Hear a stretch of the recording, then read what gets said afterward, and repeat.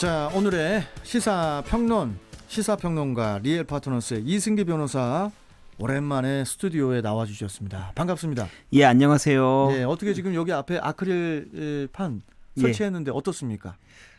DJ 부스 같습니다. 예, 이게 좀 비싼 거더라고요, 이게. 예. 예, 아무튼 뭐 이제 아크릴판 설치됐으니까 안전하게 이제 방송하자고요. 예. 예. 자, 오늘 첫 번째 이슈 뭡니까? 예, 오늘 첫 번째 이슈는 트럼프 코로나 확진 대선 변수 대나입니다. 네, 그 미국 대선이 약 한 달 정도 남았는데 현지 시간으로 지난 2일이죠.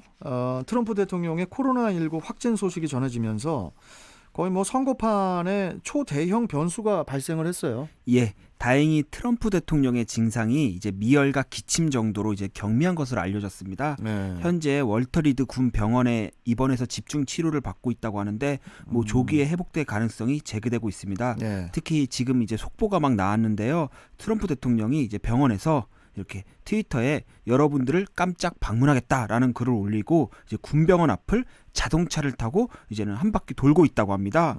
그래서 주변에 있는 지지자들에게 이제 손을 흔들면서 이제는 뭐 지지를 호소하고 이러고 있다고 하는데요.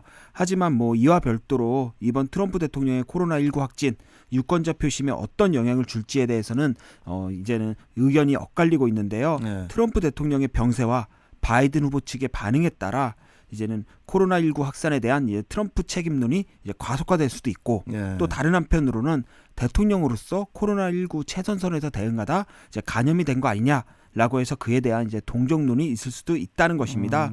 그렇지만 현재 시점에서 보면은 조 바이든 민주당 대선 후보에게 유리한 국면인 것은 분명히 보입니다. 특히 그동안 트럼프 대통령이 코로나19 사태에 대해 그 위험성을 축소해 오면서 계속 이제는 뭐 마스크도 잘 착용 안 하고 그랬기 때문에 예. 코로나19 책임론 더욱 부각될 것으로 보입니다. 그동안 트럼프 대통령은 지금 뭐 이병께서 말씀하셨지만 약해 보이고 싶지 않다는 뭐 등의 뭐 그런 이유로 공개석상에서 뭐 거의 마스크 착용을 하지 않았고, 예.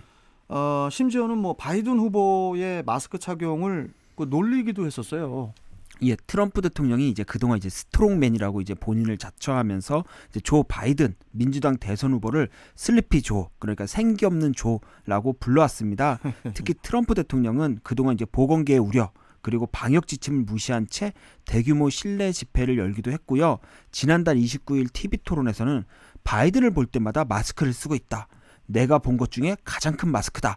라고 하면서 이 바이든 후보의 마스크 착용을 비꼬기도 했습니다. 네. 그렇다 보니까 조 바이든 후보 측에서는 트럼프 대통령의 쾌유를 기원하면서도 이 마스크 착용의 중요성 그리고 코로나19 극복의 그 중요성을 이제는 메시지로 전하면서 이 트럼프 대통령과의 이제 차별화에 나서고 있는 모양새입니다. 트럼프 대통령과 차별화도 나서고 있고, 또 바이든 후보 측에서는 트럼프 대통령을 이렇게 또 겨냥한 그 네거티브 광고도 이제 중단했다고 하더라고요. 예, 뭐 비록 경쟁자이긴 하지만은 코로나 확진 판결을 받고 이제 이번까지 한 트럼프 대통령 공격하다가는 오히려 역풍을 맞을 수 있다는 거죠. 그렇죠. 오히려 이제 트럼프 대통령의 지지층이 결집돼서 이제는 뭐 선거판이 불리해질 수 있다라는 판단으로 보이고요. 네. 하지만 트럼프 대통령이 이제 병원에 발이 묶여 선거운동이 이제 사실상 올스톱된 상황입니다. 그렇다 보니까 이제 바이든 후보는 상당히 유리한데요.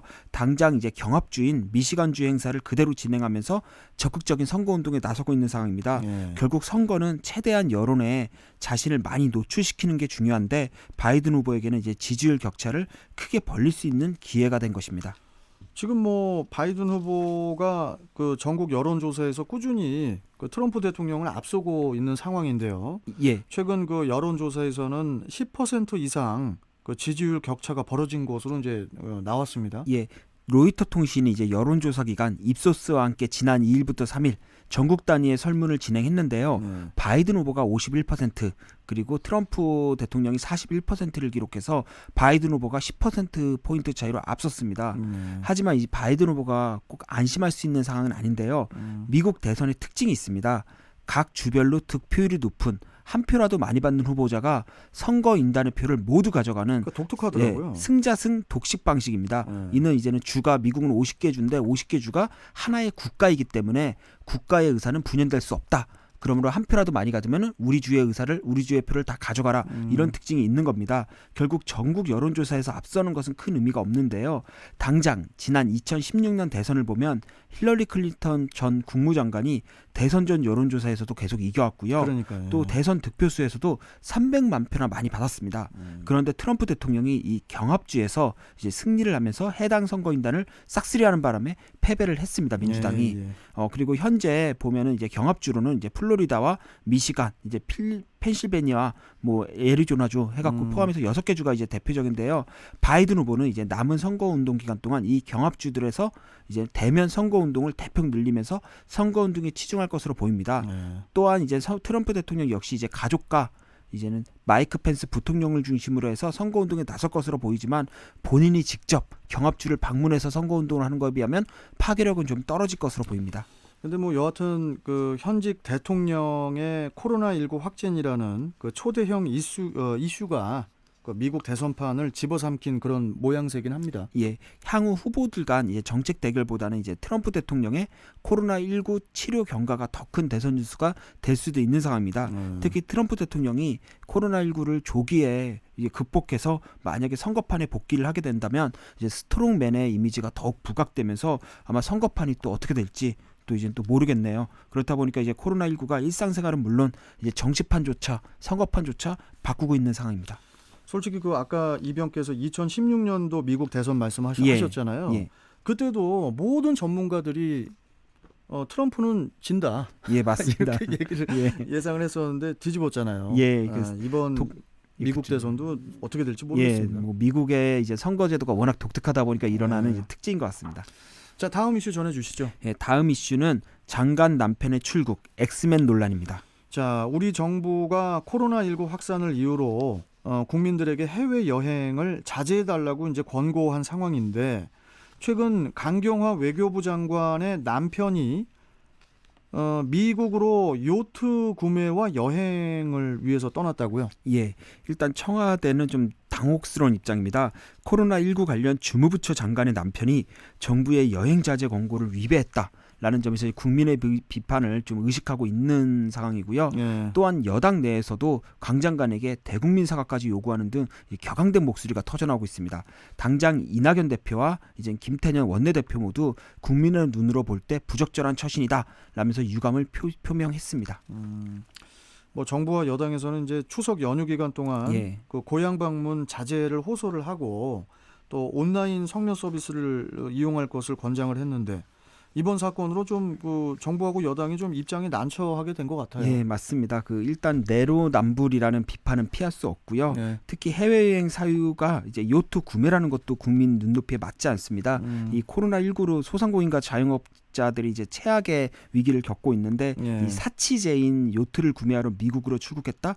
좀 이게 국민들이 볼 때는 아마 좀 납득이 좀 안 될 거고요. 그렇다 보니까 강 장관 역시도 사실 이런 사실을 사전에 인지했다고 합니다.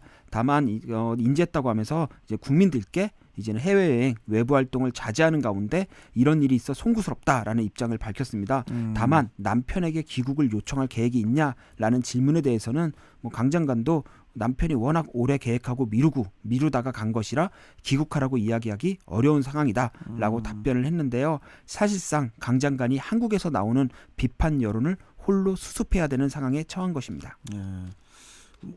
근데 이제 일각에서는 장관의 남편이라고 해도 엄밀히 말하면은 일반인인데 예. 아니 자기 돈으로 여행 가는 것까지 간섭하는 건 좀 문제 아니냐 뭐 이런 의견도 있어요. 예, 맞습니다. 그 강 장관의 남편 역시 한 언론과의 인터뷰에서 이 코로나가 하루 이틀 안에 없어질 게 아닌데 그러면 맨날 집에서 지키고만 있을 수는 없지 않냐? 또 내 삶을 사는 건데 다른 사람이 어떻게 생각하느냐 때문에 그걸 양보해야 되냐라는 입장을 밝혔습니다. 하지만 지금은 단순 여행 자제가 아닌 우리 정부가 전 국가 전 지역 해외여행에 대한 특별여행주의보를 발령한 상태입니다. 이 특별여행주의보는 해외여행 자체는 금지하지 않지만 코로나19 상황을 고려해서 여행을 취소하거나 좀 연기할 것을 권고하는 것입니다. 그러니까요. 이는 여행자 본인만을 위한 정책이 아니라 불필요한 국가 간 이동을 통해 이 바이러스가 국내에 유입되는 것을 막고자 하는 취지가 가장 근본적입니다.